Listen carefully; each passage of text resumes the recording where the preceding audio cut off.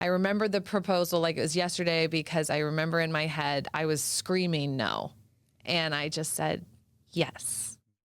There's this thing in Mormonism that any two Mormons can make a marriage work if they're both righteous, right? Yes. And I definitely took that to heart. I thought anything can be successful, so it's up to us. The most important thing on deciding who to marry was not how I felt about the person sexually, romantically. It was about, does God want me? Has he given me the sign to marry this person?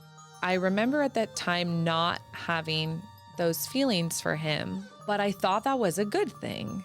I thought that was the sign from God. You'll be able to make it to the temple with this person. I can stay pure with this person. Exactly. Because I'm actually, not attracted. The church gives you a recipe for if things are not successful, then do ABC. And the idea was that if those things aren't working, then maybe there's a problem with you. Like I was the problem. Leaving the church gave me courage to start deciding who I was and what I wanted. And I realized when I left that I had never done that work. Mm-hmm.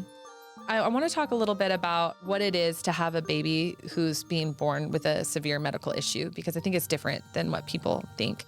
You can't mother your baby the way that you want to. I wasn't nursing her. I wasn't feeding her in any sort of way. I wasn't holding her.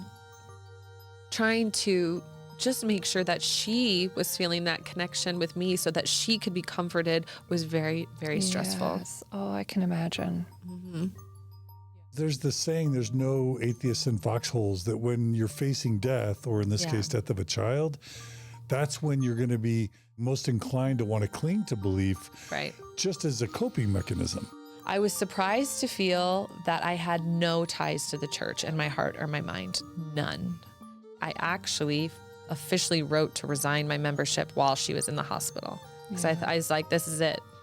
One of the greatest lessons I've learned since leaving Mormonism is trying to find comfort and being okay with not knowing.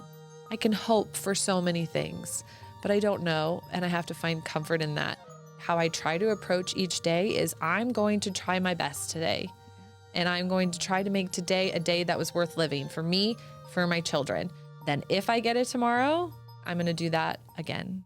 And I find comfort in that, living a life that way.